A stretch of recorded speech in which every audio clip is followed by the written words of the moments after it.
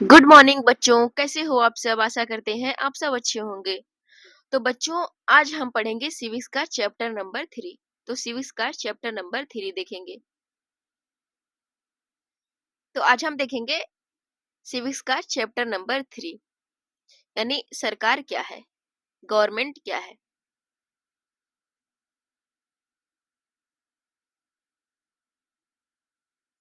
Government क्या है? सोचो, अगर स्कूल में कोई प्रिंसिपल ना हो, ट्रैफिक लाइट के नियम ना हो और सब लोग अपने अपने मन से काम करें, तो क्या होगा? तो इसकी स्थिति क्या होगी? सब कुछ उल्टा पुल्टा हो जाएगा। सब कुछ उल्टा पुल्टा हो जाएगा। इसीलिए हमें चाहिए कि एक सिस्टम हो जो नियम बनाए, फैसले ले और सब कुछ संभाले, और उस सिस्टम को हम कहते हैं सरकार। तो आसानी भाषा में आप समझ गए होंगे कि जैसे स्कूल का प्रिंसिपल होता है और जो ट्रैफिक लाइट के नियम होते हैं जिस तरीके से बनाया गया होता है, ट्रैफिक पुलिस होती है। तो इस तरीके से जो होता है कि वो नियम से चलता है कोई चीज। अगर कोई नियम ना ही रह गया हो, तो यहाँ पे यही बात कही गई है कि कोई ऐसा सिस्टम होना चाहिए, एक ऐसा सिस्टम हो जो नियम को बनाए, फैसले ले और सब कुछ संभाल ले। इसी सिस्टम को हम कहते हैं गवर्नमेंट। तो चलिए, आज हम आसान भाषा में समझेंगे कि सरकार क्या होती है, वो क्या करती है और कैसे चलती है। तो आज आसान भाषा में समझेंगे। तो चलिए शुरू करते हैं।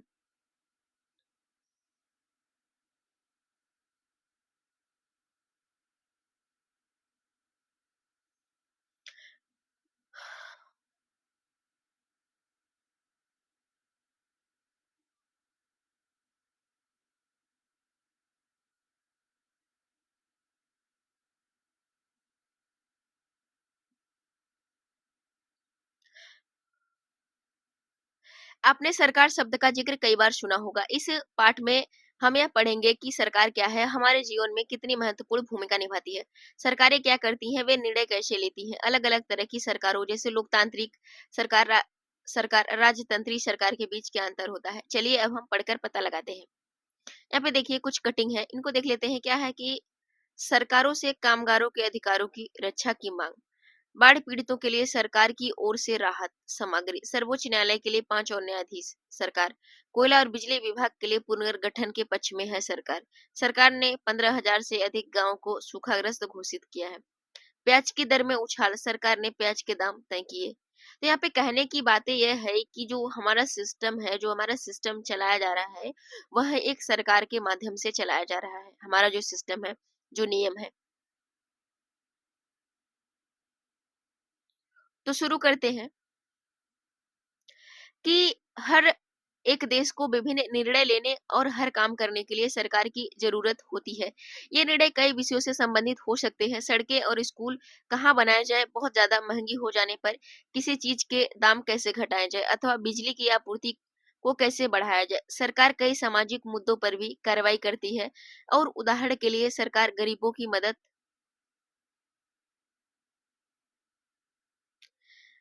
मदद करने के लिए कई कार्यक्रम चलाती है। इनके अलावा वह अन्य महत्वपूर्ण काम भी करती है, जैसे डाक एवं रेल सेवाएं चलाना।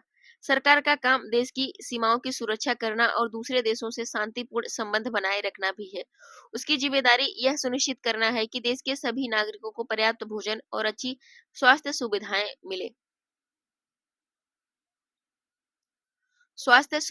मिले। जब प्राकृतिक विपदा घिरती है, जैसे सुनामी या भूकंप, तो मुख्य रूप से सरकार ही पीड़ित लोगों की सहायता करती है। अगर कहीं कोई विवाद होता है या कोई अपराध करता है, तो लोग न्यायालय जाते हैं। न्यायालय भी सरकार का ही अंग है। शायद आपको यह जानबूझकर अचरज हो रहा होगा कि सरकार इतना सब कुछ कैसे कर पाती है, और सरकार के लिए इन कामों को करना क्यों जरूरी है। जब लोग इकट्ठे रहते हैं और काम करते हैं, तो कुछ हद तक एक व्यवस्था की जरूरत होती है, जिससे आवश्यक निर्णय लिए जा सके। कुछ नियमों की जरूरत होती है जो सब पर लागू हो। उदाहरण के लिए संसाधनों के नियंत्रण और देश की सीमा की सुरक्षा की जरूरत होती है, ताकि लोग सुरक्षित महसूस कर सके। लोगों के लिए सरकार कई तरह के काम करती है। वह नियम बनाती है, निर्णय लेती है और अपनी सीमा के रहने वाले लोगों पर उन्हें लागू करती है। अब यहाँ पे देखिए कि उदाहरण के रूप में कि कुछ उदाहरण जो सरकार के अंग हैं, जैसे सर्वोच्च न्यायालय भारतीय पेट्रोलियम, भारतीय रेल।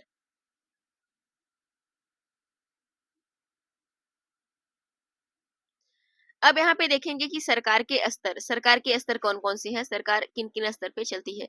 जब आपको पता है कि सरकार कितनी सारी अलग-अलग चीज़ों के लिए ज़िम्मेदार है, तो क्या आप सोच सकते हैं कि सरकार इतने सारे इंतज़ाम कैसे करती है? दरअसल सरकार अलग-अलग स्तरों पर काम करती है।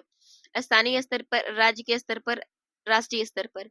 स्थानीय स्तर का मतलब है कि आपके गाँव, शहर या मोहल्ले के स्तर पर।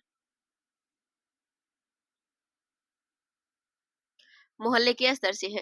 राज्य का मतलब है कि पूरे राज्य को ध्यान में रखें, जैसे हरियाणा या असम की सरकार पूरे राज्य में काम करती है। मानचित्र में देखें, अभी दिखाया गया है। राष्ट्रीय स्तर की सरकार का संबंध पूरे देश से होता है। इस किताब में आप चलकर आगे पढ़ेंगे कि स्थानीय सरकार कैसे काम करती है और आगे की कक्षाओं में राज्य एवं राज्य स्तर की का सरकारों के कामों के बारे में जानेंगे हम। यहाँ पे देखिए चित्र दिया गया है जो कि स्पष्ट नहीं है, आप सब अपने बुक में देख लीजिएगा। तो सबसे पहले देखेंगे हम सरकार क्या होती है और कानून क्या होता है। सरकार एवं कानून क्या होते हैं, दोनों के बारे में हम अच्छे से समझेंगे। तो सरकार कानून बनाती है और देश में रहने वाले सभी लोगों को कानून मान्य होते हैं। केवल यही एक यह तरीका है जिससे सरकार काम कर सकती है। सरकार के पास जैसे कानून बनाने की ताकत होती है, वैसे यह ताकत भी होती है कि लोगों को कानून मानने के लिए बाध्य करे। उदाहरण के लिए एक कानून है कि गाड़ी चलाने वाले के पास लाइसेंस होना चाहिए। अगर किसी के पास लाइसेंस नहीं है या बिना लाइसेंस की गाड़ी चलाते हुए पकड़ा जाए तो उसे जेल की सजा काटनी पड़ती है या जुर्माना भरना पड़ता है। तो सरकार जो चलाती है, सरकार कानून बनाती है, कानून के माध्यम से सरकार शासन करती है लोगों के ऊपर। अब यहाँ पर देखते हैं सरकार जो कार्रवाई कर सकती है, उसके अलावा अगर लोगों को लगे कि किसी कानून का ढंग से पालन नहीं हो रहा है, तो वे भी कुछ कदम उठा सकते हैं। उदाहरण के लिए अगर किसी व्यक्ति को यह लगे कि उसको उसके धर्म या उसकी जाति के कारण किसी नौकरी में नहीं लिया गया, तो वह न्यायालय जा सकती है और यह दावा कर सकती है कि कानून का पालन नहीं हो रहा है। तब न्यायालय आदेश देगा कि क्या कदम उठाने की ज़रूरत है। अब यहाँ पे देखिए सरकार के प्रकार। सरकार कितने प्रकार की होती है, गवर्नमेंट कितने प्रकार की होती है, उसके बारे में जानेंगे। सरकार को निर्णय लेने और कानूनों का पालन करने यानी उन्हें बाध्य बनाने की शक्ति कौन देता है? इस प्रश्न का उत्तर इस बात पर निर्भर करता है कि उस देश में कैसी सरकार है। तो हर देश में अलग-अलग सरकारें होती हैं, तो इसके बारे में आप जानेंगे। लोकतंत्र में तो लोग अब यहाँ पे देखिए कि लोकतंत्र में तो लोग ही सरकार को यह शक्ति देते हैं कि लोग ऐसा चुनाव के माध्यम से करते हैं। वे अपनी पसंद के नेता को वोट देकर चुनते हैं। एक बार चुन लिए जाने के बाद यही लोग सरकार बनाते हैं। लोकतंत्र में सरकार को अपने निर्णय द्वारा उठाए गए कदमों का आधार भी बताना होता है और सफाई भी देनी होती है, यानी उनसे हम पूछ सकते हैं। और वहीं दूसरी तरफ सरकार होती है। वहीं दूसरी तरफ सरकार की बात की जाए, जिसे राजतंत्री सरकार कहा जाता है। इसमें राजा या रानी के पास निर्णय लेने और सत्ता चलाने की सरकार चलाने की शक्ति होती है। राजा के पास सलाहकारों का एक छोटा-सा समूह होता है, जिससे वह विभिन्न मुद्दों पर चर्चा कर सकता है। अंतिम निर्णय लेने की शक्ति उसी के पास रहती है। लोकतंत्र के समान राजतंत्र में राजा या रानी को अपने निर्णय के आधार पर नहीं बताने पड़ते और न ही अपने निर्णयों का सफाई देनी पड़ती है। तो इस तरीके से राजतंत्री और लोकतंत्री शासन में इस तरीके का अंतर होता है। यहाँ पर देखिए एक चित्र दिया गया होगा आपको, पहले के राजाओं का है।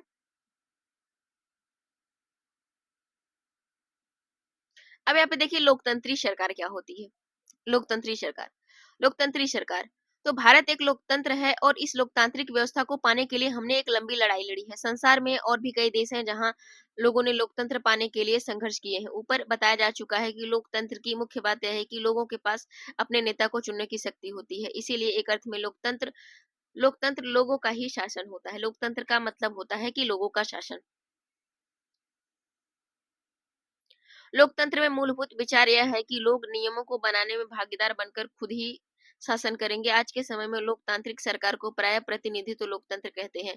प्रतिनिधि लोकतंत्र में लोग सीधे भाग नहीं लेते, बल्कि चुनाव की प्रक्रिया के द्वारा अपने प्रतिनिधि को चुनते हैं। ये प्रतिनिधि मिलकर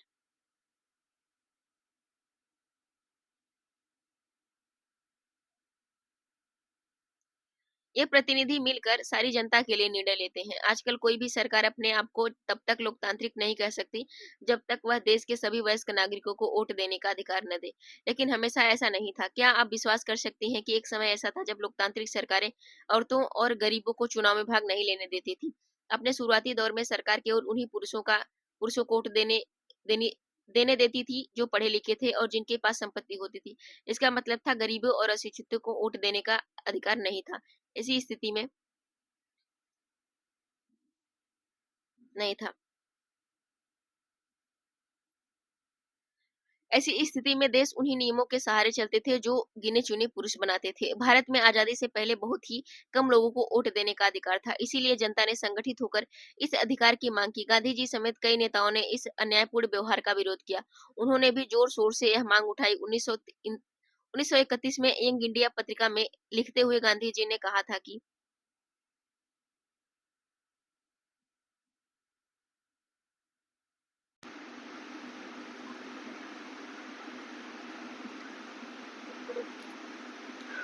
1931 में 1931 में यंग इंडिया पत्रिका में लिखते हुए गांधी जी ने कहा था कि मैं यह विचार सहन नहीं कर सकता कि जिस आदमी के पास संपत्ति है वह वोट दे सकता है, लेकिन वह आदमी जिसके पास चरित्र है पर संपत्ति या शिक्षा नहीं है वह वोट नहीं दे सकता। जो दिन भर अपना पसीना बहाकर ईमानदारी से काम करता है वह वोट नहीं दे सकता, क्योंकि हमने उसने गरीब होने का गुनाह किया है। ऐसा गांधी जी ने यंग इंडिया पत्रिका में कहा था।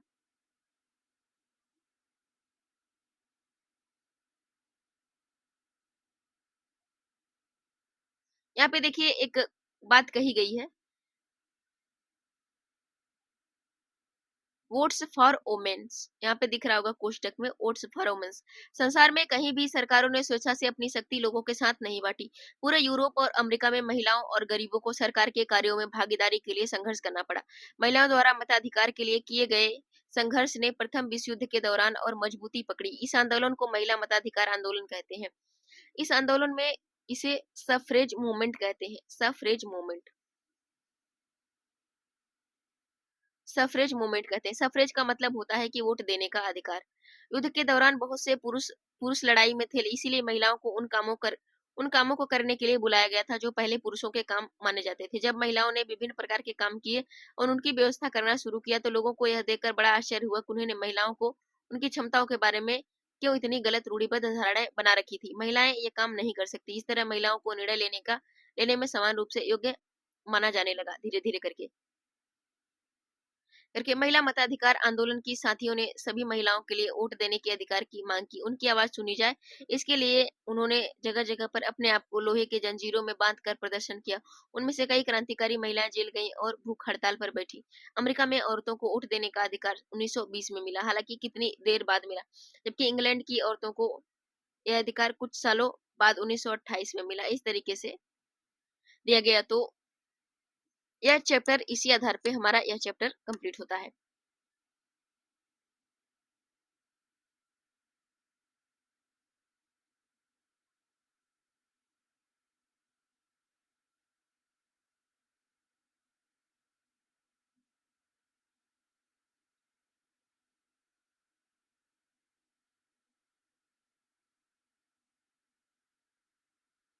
चैप्टर कंप्लीट हो गया है। अगर आपको समझ में आया हो तो एक लाइक जरूर करें और अपने दोस्तों के साथ शेयर करिए, और नए वीडियो के लिए चैनल को सब्सक्राइब करें करना ना भूलें। मिलते हैं अब अगले चैप्टर में, तब तक के लिए पढ़ते रहिए, मुस्कुराते रहिए, खुश रहिए। Thank you so much.